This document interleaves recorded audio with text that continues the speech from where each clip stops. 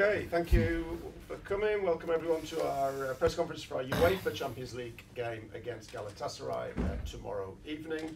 We have Eric Ten Hag and Bruno Fernandes. Please identify who your question is for. Let's start with Simon Stone. Can I start with Bruno first, please? The club, while you've been here, worked so hard to get into the Champions League, and you've not always managed it. How much of a blow would it be if you didn't qualify for the knockout round? No, obviously for us it's really important to be in the competition. We want to be in the middle of the best clubs in Europe. It's, as you said, it's obviously disappointing if we don't go through. But I'm not thinking on that at the moment. I'm just focused on the game against Galatasaray, because the only way we can go through is winning against Galatasaray and going to the last game with a chance to go through. So our focus at the moment is on winning this game, knowing that we play against such good opponent away from home, where the atmosphere will be intense. But I think everyone, as a kid, you enjoy and you want to be in these kind of stages, big stadiums, big atmospheres. So you just have to enjoy the challenge. And Eric, can I just ask you, from the team that lost against Galatasaray at home, do you think you've improved since then? Yeah, I think so, yeah. But probably it will be the same for Galatasaray. But I think we improved. So it's a good progress, and you see we are stepping up. We are more stable. We are winning games. So definitely there's a big difference from the first sight, first moment where we played them. Laurie. Eric, is Rasmus and Antony both fit to start the game against Galatasaray if needed? They are in the squad.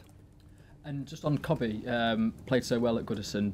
That was a bit of a hostile atmosphere, but Galatasaray will be another level. Do you have any, I guess, concerns about starting him in such a game of importance with such a fierce atmosphere? No, we don't have fear. And if players are good enough, then they are old enough. Could I just ask one for Bruno, possibly? You gave Marcus the ball for the penalty. I just wondered, was that something in your mind before the game, or was that just in the moment? No, it was in the moment. As I talked about this already, I thought that Marcus needed his first goal. He's such an important player for us that he hasn't scored in the Premier League this season yet. Last season he was our top scorer, so we know that he's important for us. He's someone that can score a lot of goals. And I think strikers, wingers, sometimes it's about getting this first goal, and after that they're gonna get they straight on that to score more and more goals. And we need our strikers, our wingers, to be in the positions to score goals and to have the confidence to score them. Dave. Hi, Eric, the results away from home in Europe haven't obviously been great this season. What gives you the belief that the team can go there tomorrow in what's, as you say, a hostile atmosphere and get the win you need? Because it's a must-win game, of course. Yeah, you can always find. Last year we couldn't win away from home. There was an issue. And now we can't win at home. So now we win away games, and now you're bringing up we don't win away games in Europe. Yeah, we know we can do, and we are confident because the last games away from home in the league, also in very hostile environments, we played very well. We were very calm and composed.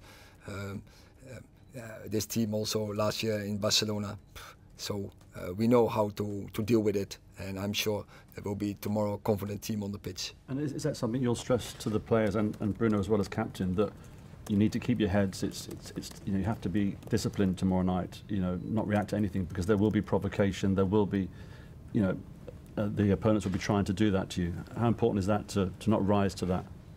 Absolutely. You have to stay calm in your head and don't get too emotional. You need the emotions, but you have to control it. That you don't give them anything, and that you don't give the refereeing as well that moment that they're gonna take. So you have to stay away from such moments. But you have to. We know how to deal with it. You have to play confident, and you have to make it your game. So it's not that important how the opponent is playing. It's important how we are playing, how we are dealing with possession, how we are dealing with out of possession. So normal stuff, and we will make a good plan. But then, in the end of the of the moment, the players, they have to decide. They have to manage the game. Jen. Hi Eric. A bit like winning at Everton, how much sort of a boost would a win be in Turkey for the development of your team and where you like to go this season? Because you're obviously getting better, and this would kick you on again, I suppose. Yeah, of course it will help. But as the previous question on Bruno from Simon, I don't think in scenarios. First we have to do it. So rise to the occasion, get the performance, and then we see what it will do with the team. But I think you can point out what it will do. Same as we beat Everton, difficult game in that environment, an opponent in form. If you beat them, it give belief and give confidence. Just with regard to Bruno giving the penalty to Marcus at Everton, as a manager, do you support that? Because you're 1-0 up, you need a win. It's great that it went in, but if it doesn't go in, do you just say fair play to Bruno for showing leadership, or do you sort of think, well, you're the penalty taker, you should have taken it? We have a list of penalty takers, and is there no number for the penalty takers who's going to be the first, second, or third? Is being myself, because in the past few years it's being always me. But when I arrived at the club, Marcus was the penalty taker. He was injured when I arrived and I start taking my penalties. So he was always respectful on the side of saying, like, you're doing it now, you're doing it well, so keep going. At moments he had his moment to take the penalty. Sometimes we had that moments to give the ball to each other. And I think it's not important who take it, because I think the manager puts a paper out there with the penalty takers, and the two names was for that game was me and Marcus. So it's just about decide who's going to take that. It doesn't have to be always Bruno. It doesn't have to be always Marcus, but has to be someone where we are 100% sure that the ball is going to go in. We never 100% sure, because it's 50-50 every time. I could have taken the penalty and missed probably, and we will never know. But the thing is that Marcus took it and scored, and that's no issue about that. Thank you. It's not 50-50. Yeah, that is. With them, we are confident with Resi and with Bruno. We know they will score. But I want to emphasize, I think it's great leadership. If you understand that your teammate need the goal, and you have confidence in each other to give the penalty away. But I'm sure Bruno would have made him as well. Okay. I was going to say, is this a good example as why Bruno is your captain? That is one of the examples, yeah. I just wanted to ask about Kobe Mainoo, because obviously there's been a lot of attention on him since his performance on Sunday. Praise for his performance, but even looking longer term and talk about his international future as well. Do you welcome that kind of attention, or do you need to calm it down a little bit, given it's such a fledgling career at the moment? Yeah, but I think that's we are very pleased with that performance, but it's one performance, and you have to do it on consistent base. But Kobe is so mature, he knows that, and we are confident he will do it. But first you have to prove, as we all have to prove.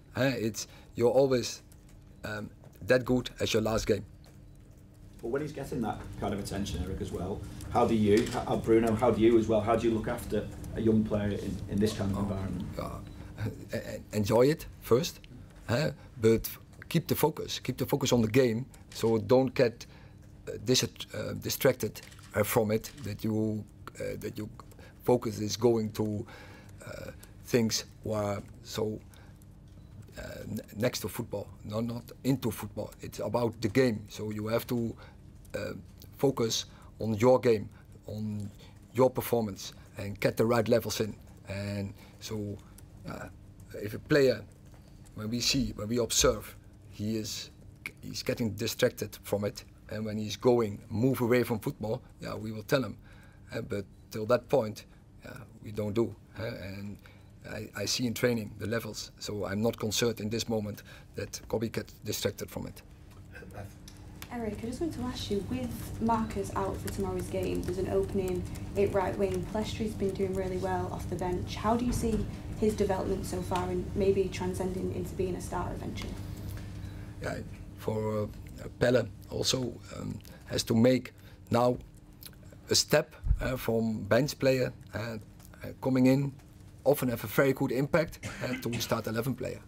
And we will see how quick the process will go. I think, sorry, could I just quickly ask one to Bruno? Bruno, obviously, I mean, it was great leadership to give the penalty to Marcus at the weekend. Is it frustrating for you when outsiders sometimes critique your captaincy style when it's clear on the pitch that you're always giving everything to the team? No, obviously you don't like it. You don't like to be criticized. That I think everyone is the same.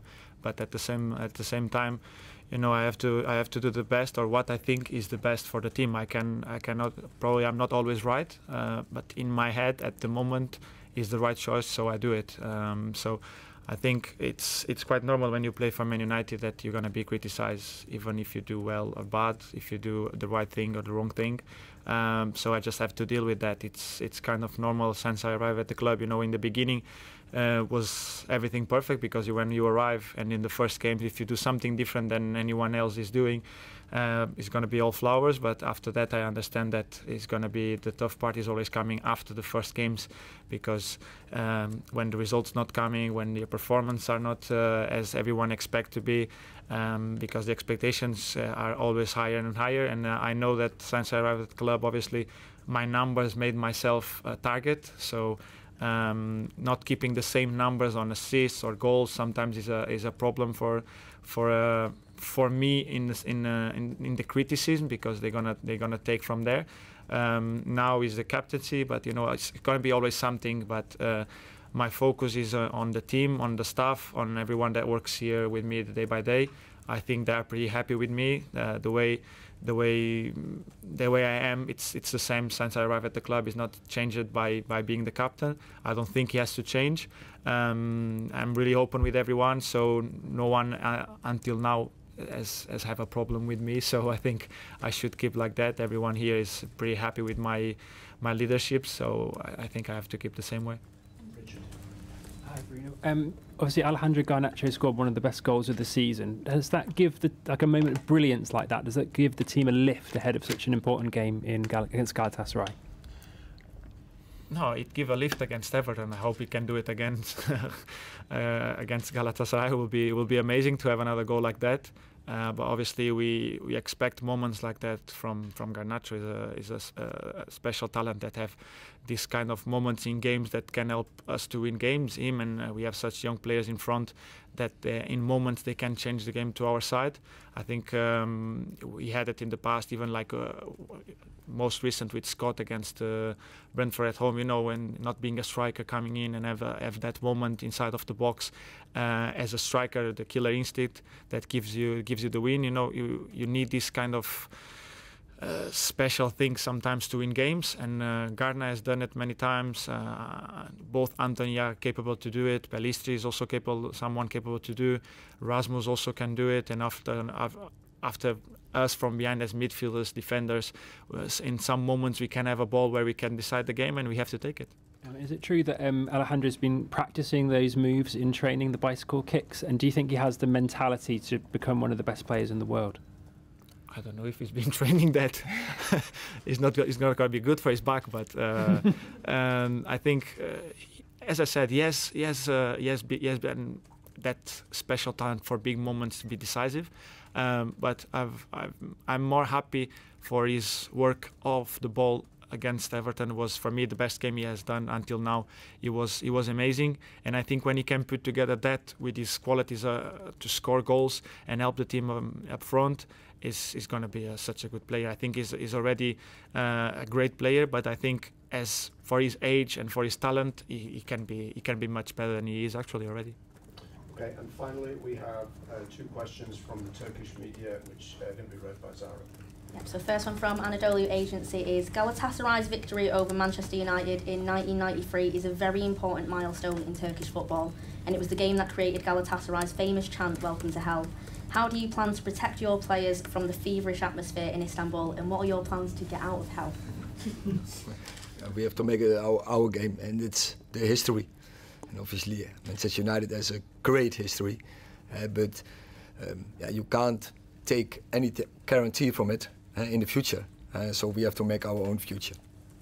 And the next question is from TRT Sport. In the previous 3 matches played against Galatasaray in Istanbul, Manchester United have failed to win or score a goal. Do you feel any pressure because of this? And looking back on your defeat to Galatasaray at Old Trafford last month, in your opinion, what did you do wrong in that game and what lessons did you learn from it?